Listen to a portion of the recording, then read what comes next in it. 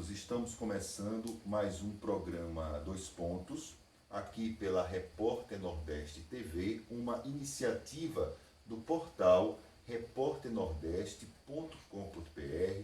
Aqui do meu lado, a cientista social e escritora Ana Cláudia Laurindo, e a gente vai falar um pouco, vai conversar um pouco a respeito dos principais assuntos que circulam pelas redes sociais, enfim, mas que são assuntos verdadeiros, ou seja, confirmados e apurados pela grande imprensa do nosso país.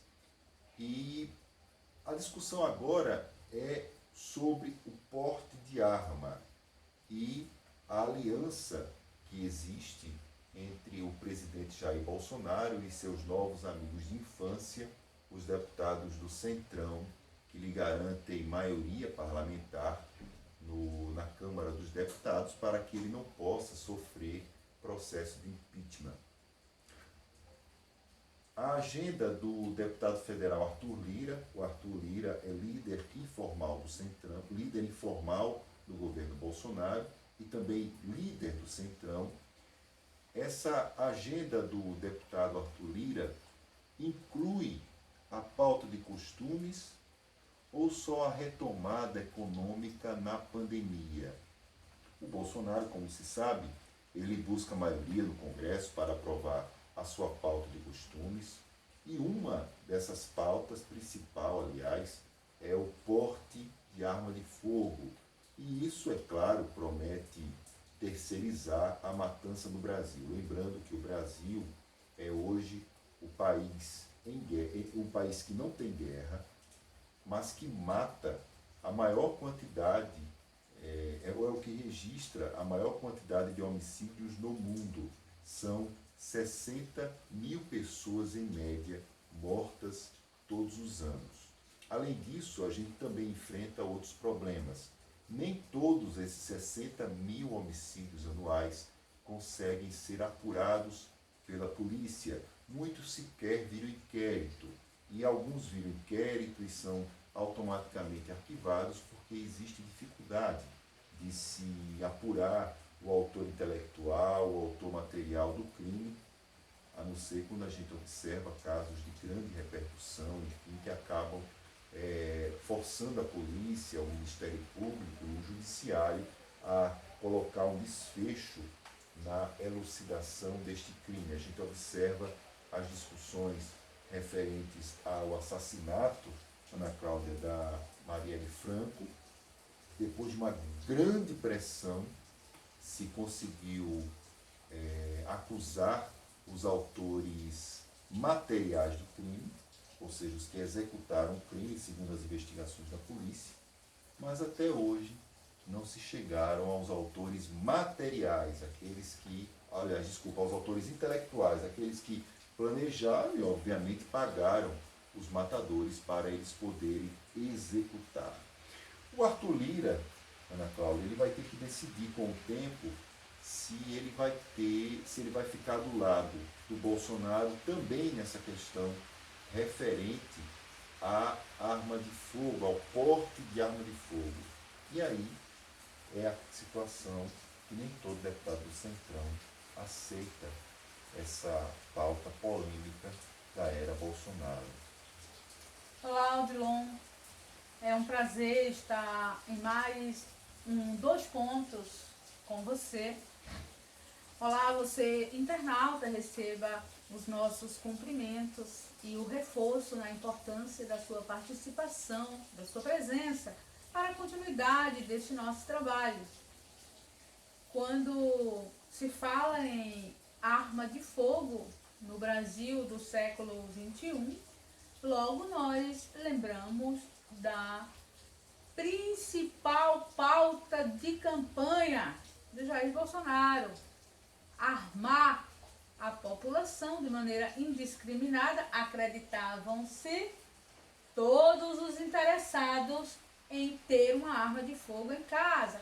E aí isso não é somente algo que vem da vontade, isso também é resultado de uma postura, de uma necessidade forjada através de uma campanha também baseada em notícias falsas, gerando o terror e o sentimento de insegurança do povo brasileiro. Nós tivemos durante muitos anos o insumo da televisão, com programas policialescos, com manchetes tendenciosas, da imprensa no geral, que se prestou a catar corpos, a apresentar infratores como os destruidores do planeta, do lar, da família, do corpo, em todas as dimensões da vida, e o popular acalentou o terror do outro, o medo absoluto do outro, e isto casado com uma política generalizada de segurança pública muito mais voltada a uma sociedade de polícia, onde o indivíduo militarizado oprimia as populações de baixa renda, perseguiam e perseguem os cidadãos em manifestações públicas, e um verdadeiro apartheid entre a função da segurança pública e a garantia da segurança pessoal, da família, dos lares. Perceba que tudo foi montado, desenhado, costurado e aplicado. O sentimento de insegurança, incentivado de uma maneira exorbitante, criou o espaço para acolher-se a proposta do armamento como a solução para a segurança pública no Brasil. A segurança, ela deixou de ser um item público para passar para a alçada do privado. O indivíduo tornar-se responsável pela manutenção da própria segurança, acreditando que com a posse da arma ele estava protegendo a família, e o porte da arma protegendo a si mesmo. E desse modo, Jair Bolsonaro acabou entrando nos lares os mais escondidos, nos rincões do Brasil, desde as comunidades urbanas, as áreas nobres, as áreas periféricas. Existiu um clamor quase unânime pela defesa do armamento. Perceba que por trás disso, um lobby da indústria do armamento ganhou força e beneficiou a campanha de Jair Bolsonaro, uma campanha totalmente apoiada por empresários, latifundiários, representantes do agronegócio, das madeireiras, indivíduos muito interessados no armamento, muito interessados em ter a liberdade de exibir a arma. Olha só, tudo isso vai muito além de uma configuração de um faroeste brasileiro. Isto incide em uma realidade de medo, uma realidade de intimidação do contraditório, intimidação do marginalizado, intimidação de quem pensa diferente, de quem vive diferente, de quem sente diferente e de quem está acobertado pela democracia para ser exatamente do jeito que é. Bolsonaro tornou o nosso país um campo minado, tornou o Brasil um território perigoso. A aprovação do porte significa que o bang-bang pode acontecer a qualquer momento, caso isso passe. Onde os indivíduos se desentenderem, nós temos casos recentes em que, pela simples abordagem para que uma pessoa use máscara como proteção, indivíduos que puxaram arma, que atiraram e que chegou até a cometer crime por conta de uma abordagem simples. Nós tivemos casos em que o cidadão comum, pelo simples fato de ter uma formação de nível superior em uma dada área, com fatia de mercado definida, não aceita que seja abordado por uma autoridade que está cuidando do seu trabalho no seu pedaço de território urbano. Nós temos casos todos os dias que demonstram que nós estamos nos tornando um povo cada vez mais intolerante. E vai desde a elite, que não quer obedecer regras de convívio social mínimos, ao pobre cidadão comum que, raivoso, descontrolado, pressionado e estressado, também pode apertar o gatilho e tirar a vida de mais um. Nós que estamos numa pandemia que já caminha para a proximidade dos 100 mil mortos por coronavírus. Nós que já carregamos muito antes do próprio Bolsonaro aparecer no cenário nacional um perfil de país em guerra civil, pela quantidade absurda de homicídios, feminicídios, inclusive com o lamentável histórico de crimes sem razão, sem executor, sem mandante. Um país que trata a morte com uma banalidade, com um desprezo pelo fato em si, que no mínimo nos deixa com medo de viver nesse país. Mas nós não podemos simplesmente largar a nossa terra, largar a nossa pátria e sair por aí. Como? Se viver aqui já é o desafio de cada família que não conta com os privilégios de ser família de político, nem família de juiz.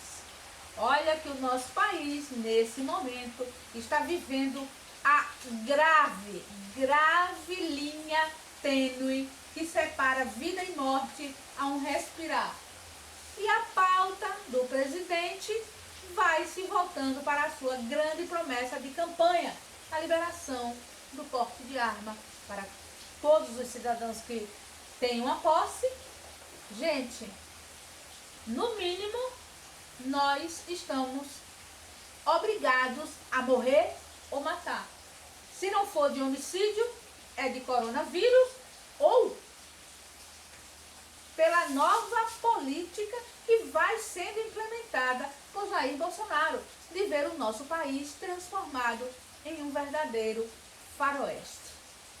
E olha, completando essa informação da Ana Cláudia, a gente registra só uma situação que eu também faço confusão, mas eu acho que agora não vou fazer essa confusão mais, é de que o Bolsonaro, na verdade, ele quer liberar o porte de armas do país. Só que o próprio Bolsonaro já assinou um decreto em maio do ano passado, em que ele flexibilizou o uso de armas no Brasil, no caso, o porte de armas. E o que é o porte? O porte é a autorização para que a pessoa ela possa andar armada fora de casa ou no local de trabalho. Esse decreto do Bolsonaro, flexibilizando o uso de armas no Brasil, no caso o porte de armas no Brasil, ele atinge colecionador ou caçador, no caso eles têm que ter o registro de armas pelo Exército, advogados, oficiais de justiça, jornalistas que atuem na cobertura policial, agentes de trânsito, políticos durante o mandato, moradores de áreas rurais, motoristas de empresas e autônomos, transporte de cargas, conselheiro tutelar, funcionários de empresas privadas de segurança e de transporte de valores, dono de escola de filhos de estabelecimentos que venda armas e munições, agentes públicos da ABIN, da Administração Penitenciária e de medidas socioeducativas. Como a Ana Cláudia falou, por trás de todo esse lobby a respeito do porte de armas está, é claro, a indústria de armamentos que já lucra uma fábula nos Estados Unidos e agora mira novos mercados, e o Brasil é um desses lugares onde ela quer expandir os seus negócios. Agora, vejamos o outro lado, o lado da sociedade, de pessoas que, mesmo com todas as proibições que a gente observa quanto ao porte da arma, veja o que aconteceu, por exemplo, no Rio de Janeiro. Um médico, ele foi preso depois de sacar uma arma dentro de um consultório durante uma briga com um paciente. Eles discutiam sobre um exame para detectar o coronavírus. Os policiais foram chamados e encontraram bem mais do que uma arma com o médico. O paciente teve coronavírus há 2 meses, estava se sentindo cansado, procurou esse pneumologista chamado N. Studart, que atende na Barra da Tijuca, na Zona Oeste. Houve desentendimento, o médico tirou a arma de dentro de uma mochila, apontou para o paciente e, claro, ameaçou atirar. O paciente deixou a clínica e foi para a polícia. Na polícia, já estava lá o médico para buscar dar as suas explicações, dar a sua versão. Os investigadores confrontaram o que eles ouviram do médico com o que eles ouviram do paciente. Eles estranharam. Foram no carro do médico. Quando foram no carro do médico, eles encontraram revólver, pistola, sopro inglês, 2 facas, munições de diferentes calibres e um carregador de pistola. Independente da questão do porte, da ilegal de arma de fogo, etc., essa discussão é uma questão jurídica, mas observe só. Uma pessoa que é acusada por um paciente de sacar uma arma de fogo dentro de um consultório médico, dentro do local de trabalho da pessoa que é acusada de ameaçar. Essa pessoa tem condições psicológicas de ter esse porte de arma de fogo. Olha a condição que nós estamos empurrando o nosso país hoje. Você vai flexibilizar o porte e vai empurrar o Brasil exatamente para onde? Os 60 mil homicídios que a gente observa todos os anos, em média, no Brasil, eles vão diminuir? A tendência será aumentar, infelizmente.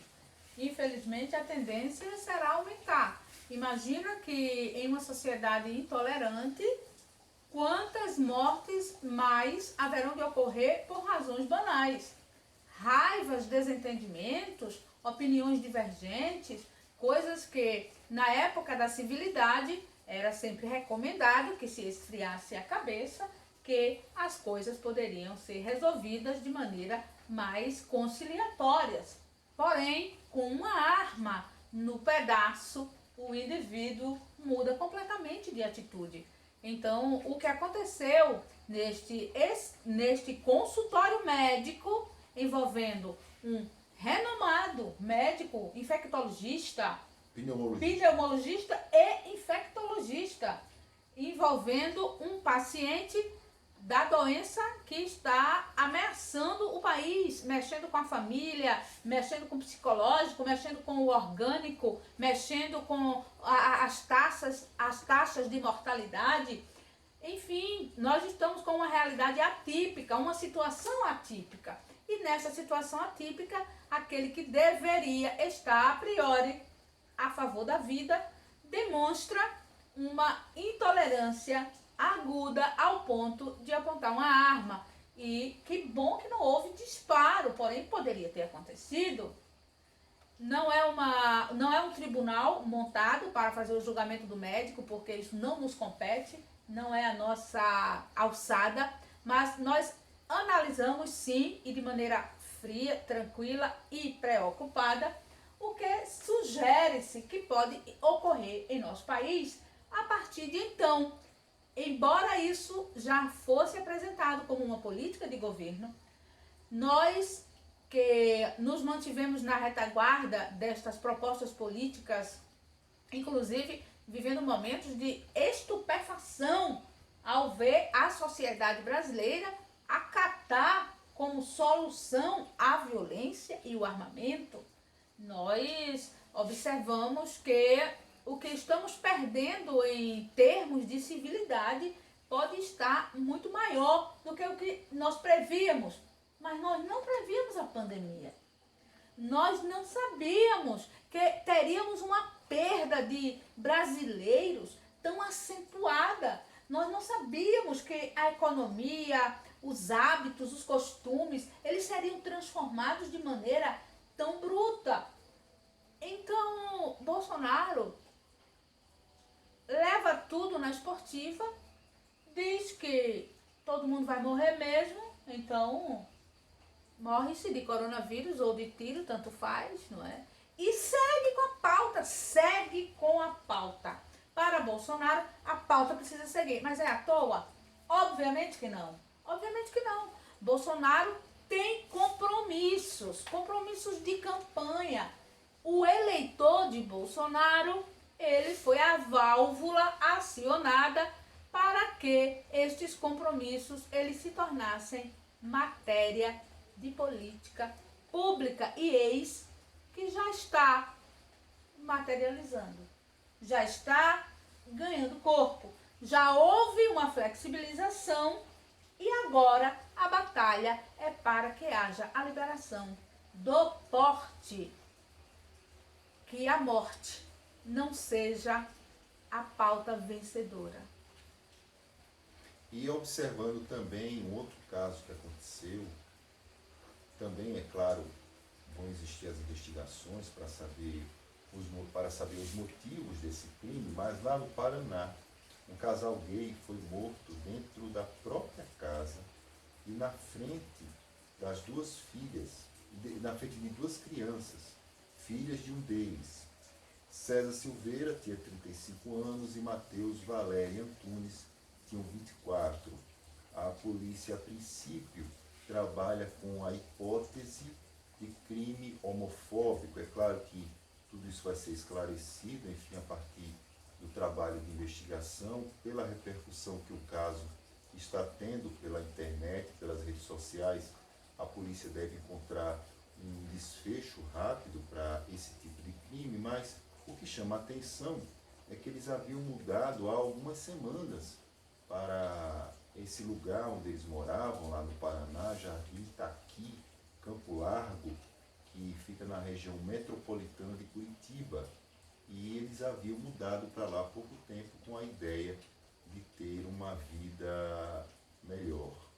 Bom, são as situações que a gente observa e, mais uma vez, a gente reitera que a arma de fogo, ela só serve para uma coisa, ela só serve para matar. Porém, vale a pena que nós ressaltemos a própria informação, quando ela nos chega, um casal foi assassinado na frente das filhas de duas crianças, de duas meninas. E o motivo aparente deste assassinato é homofobia, justamente por se tratar de um casal homoafetivo. Faz parte deste cardápio arcaico que também foi endossado com a campanha, eleição e atuação política de Jair Bolsonaro. Porque homofobia também faz parte de um cardápio maldito trazido pela política de morte impulsionada por seus discursos desrespeitosos, desumanos, pelos maus exemplos que Jair Bolsonaro dava desde a tribuna enquanto deputado, e o nosso país passou pano. O nosso país silenciou, embora muitos deputados enfrentassem, pedissem sim que existisse uma punição por quebra de decoro, mas a maioria defendia corporativamente aquela prática bizarra de Bolsonaro, que, olha, influenciou muita gente. Não foi somente o kit gay, a mamadeira de piroca que influenciou o voto em Bolsonaro, não. A homofobia também influenciou o voto em Bolsonaro. Muitas pessoas votaram nele porque majoritariamente eram homofóbicas, e a campanha encampada pelas fake news e também pelo teor de baixo calão, de baixa qualidade, elas catavam afinidades emocionais. Afinidades emocionais que eram impulsionadas através de estudos semióticos, com o envio de mensagens através dos disparos de WhatsApp.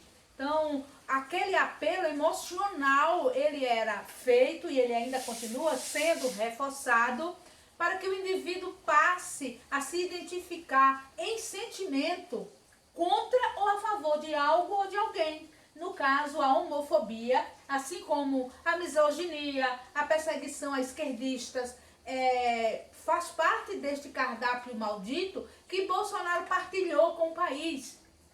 Não é que a homofobia ela exista no Brasil depois de Bolsonaro, não. Ela já é muito antiga.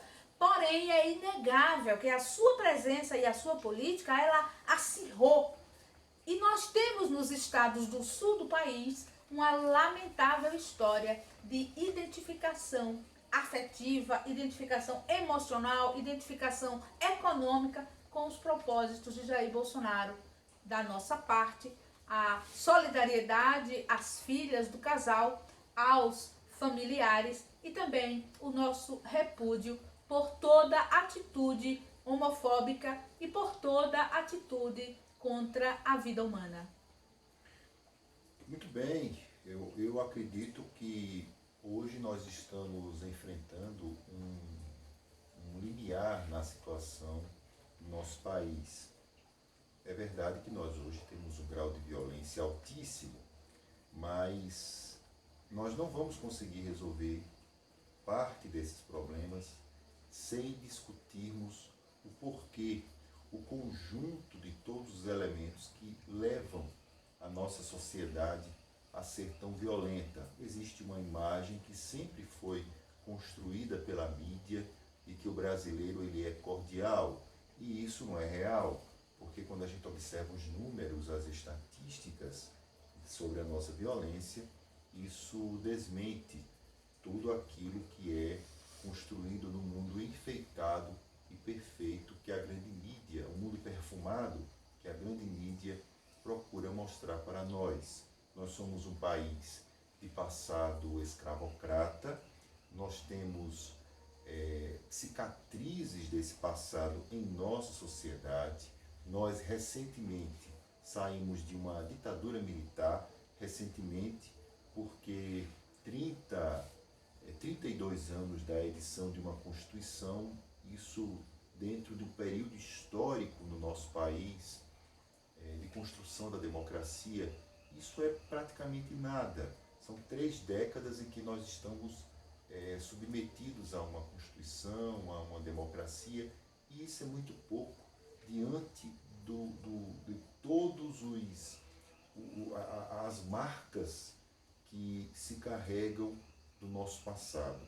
E esses problemas, eles não são discutidos hoje, não são debatidos, não se pode esperar muito a respeito da era Jair Bolsonaro, mas ao mesmo tempo a gente observa também, nós observamos também, que no Ministério da Justiça hoje não existe nenhuma discussão, nenhum debate com nenhum setor da sociedade, isso pelo menos publicamente, nós estamos falando publicamente. Talvez exista lá nos gabinetes, nos corredores, etc., em lives muito fechadas, etc. Mas, de maneira pública, não existe nenhum debate sobre a diminuição da violência no nosso país.